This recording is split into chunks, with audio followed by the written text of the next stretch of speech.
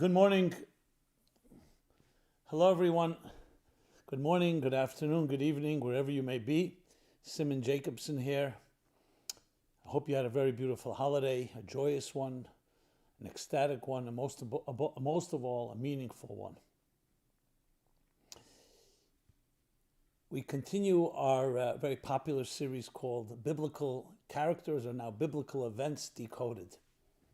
The Search for Paradise. Tasting from the forbidden fruit. How to regain your innocence. This program is dedicated by Shalom Gonzalez in memory of his dear mother, Elisheva. It's hard to ask this question, but at some point all of us have lost some of our innocence, if not much of it, in our lives.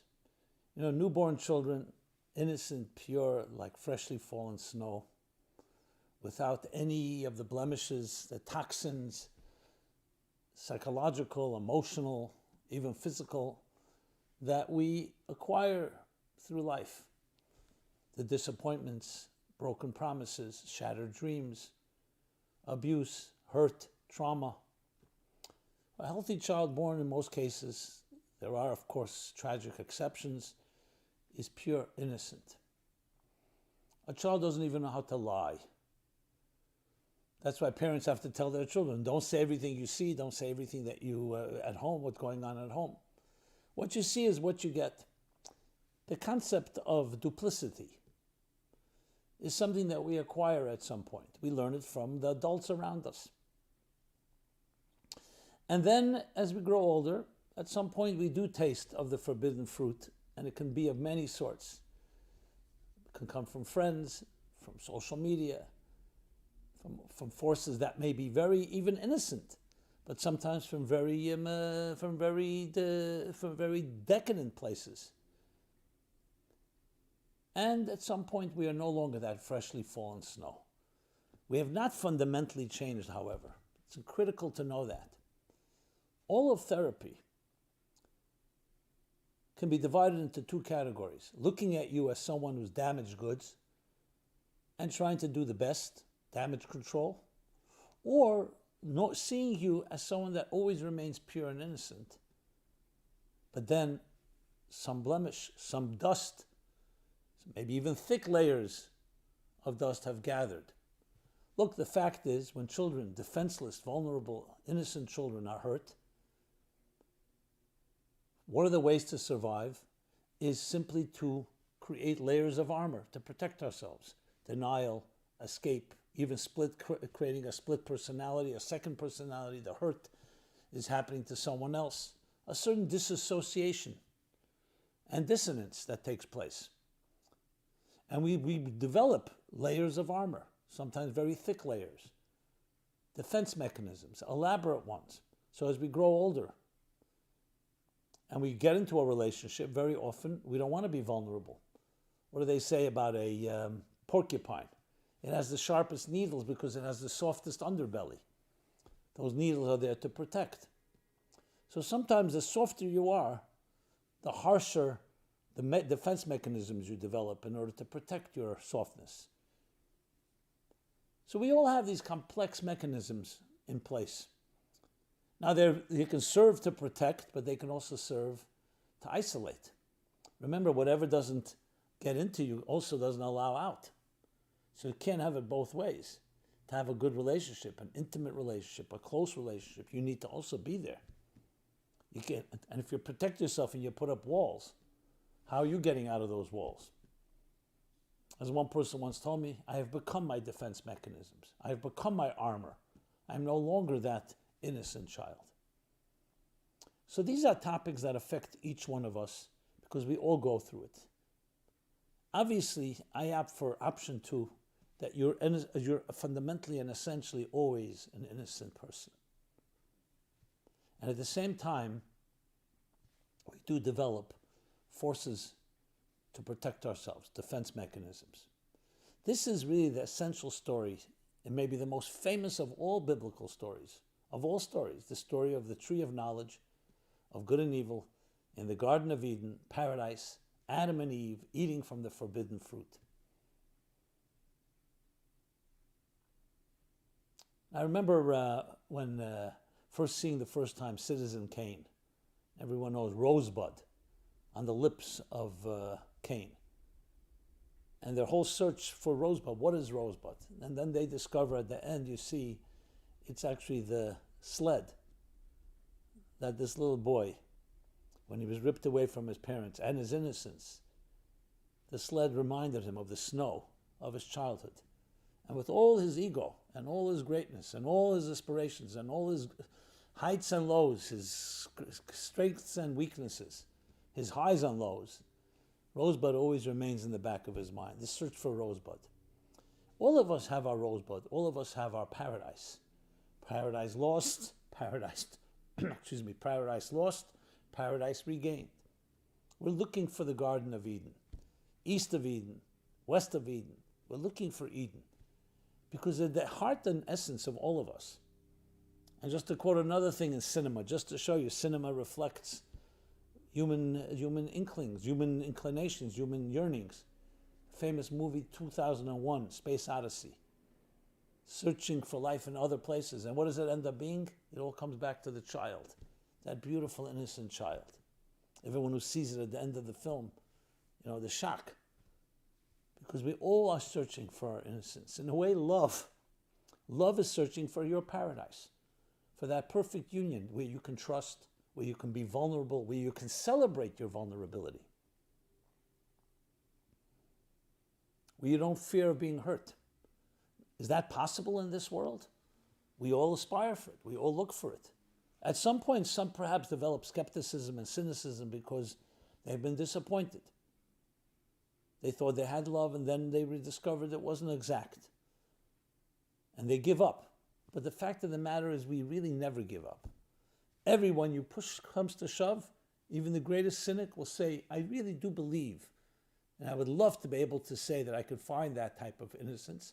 I just don't believe I can, actually. No one really gives up on the concept. It's just that realities, or what we call being realistic in this world, jades us. And I'm not blaming anyone. But the story of Adam and Eve in the Garden of Eden is exactly that. It's the story of your life, of my life. Of a life where it begins with innocence. Living in paradise, in the Garden of Eden. A garden. A beautiful garden. Filled with trees, filled with things that grow. You ever go into a garden? You know the feeling. If you become one with nature itself. And all its complexities. And all its interconnectivities. Today we know the wisdom of trees. The wisdom of roots. There's a whole ecosystem, a whole life. Books have been written about it, studies. Well, trees are not just this inanimate entity. They have a wisdom, and they actually interact with each other in their own way. And this is where the human being was placed, in the garden. Garden of Eden. A pure, innocent place. To do what? To serve and to protect. To serve and protect this environment. To serve and protect the garden, but also serve and protect the garden within us. That child within us. Some call it today the inner child. That's the story. But then we will be tempted. There will be a point in every person's life when they will be faced the tree of good and evil. The tree of knowledge of good and evil. Now, it's not about knowing good and evil if we're perceiving it. It's about experiencing it. When they're told, do not eat from this tree. It was meant to be a statement. Know that there's good and evil. Know you have two paths. But that doesn't mean you have to taste of every path. Doesn't mean you have to experience it.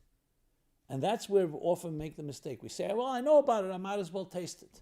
I might as well experience it. But once you do, something changes. You become self-conscious. You become someone that in a way becomes split. A dissonance is born. Think of it, the concept of where subject and object all dissolve and melt into one. You're standing in front of a beautiful painting.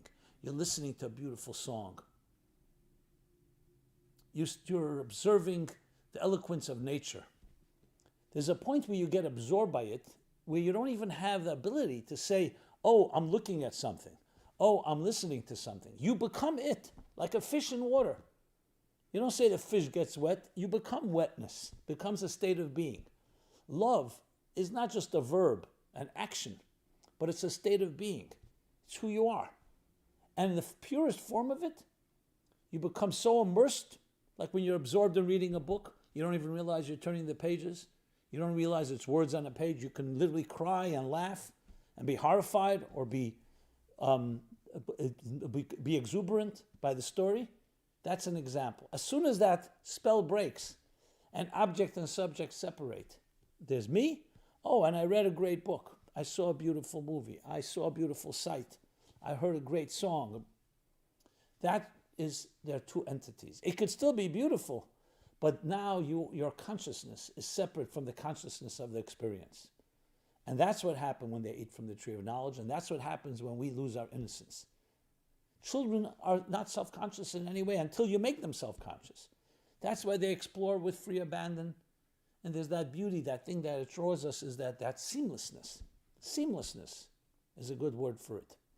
And the stark contrast to seamlessness is dissonance, is a split. And that split is the story of the knowledge, to know. To know is to be intimate, is in the biblical sense of the word. To be intimate, not just that you know because you read about it.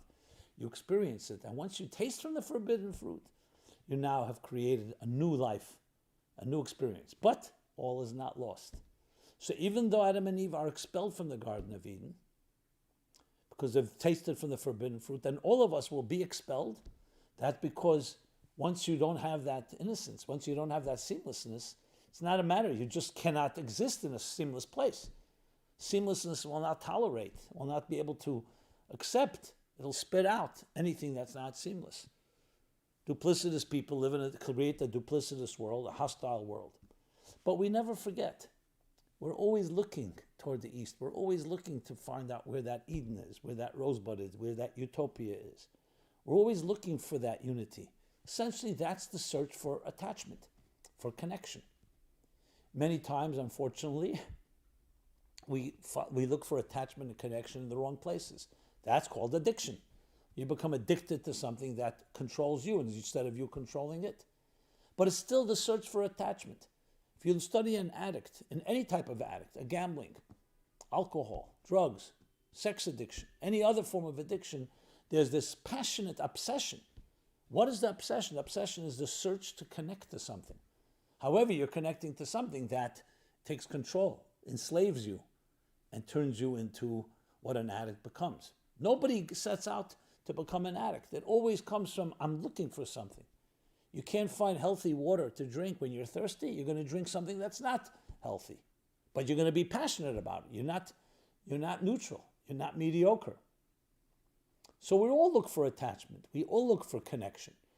Indeed, we began our lives 9 months, completely submerged in the embryonic fluids during pregnancy. So we're really all part of a higher entity. That's what it symbolizes.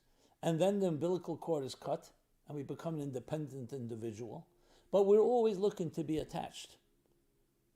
The key is to find healthy attachments, productive ones, not ones of dependency, not ones that take control over you. So the search for love and the search for paradise are synonymous, and it's all about reconnecting, reintegrating, regaining our innocence. And because the innocence never was truly lost, it just was disconnected from us, then that means that you can always find it. Never ever give up. That's the real end of the story.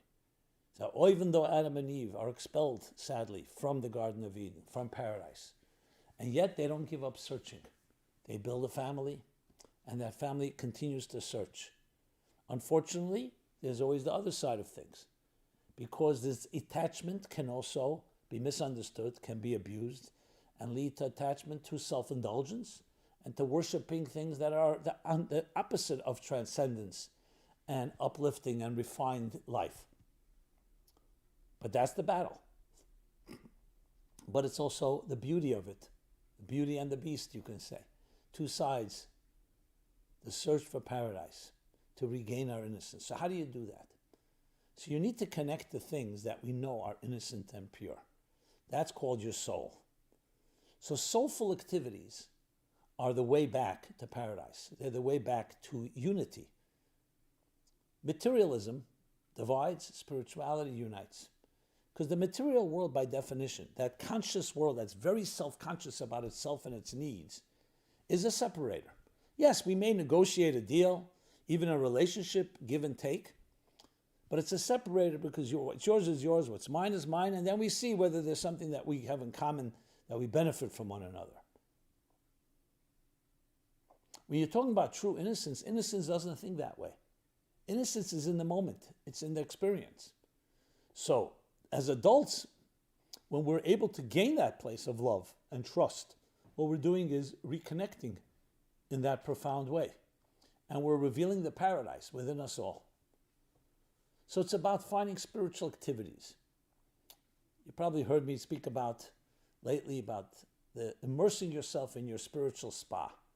SPA is an acronym for study, prayer, action. Cognitive conditioning, emotional conditioning, and behavioral conditioning. Every day, immerse yourself in your soul, immerse your soul in your spiritual spa. Study something meaningful, spiritual, sublime. Emote a prayer, a poem, a song.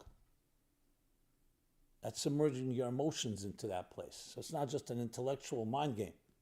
And finally, actions, acts of kindness, of selflessness, volunteering, helping another.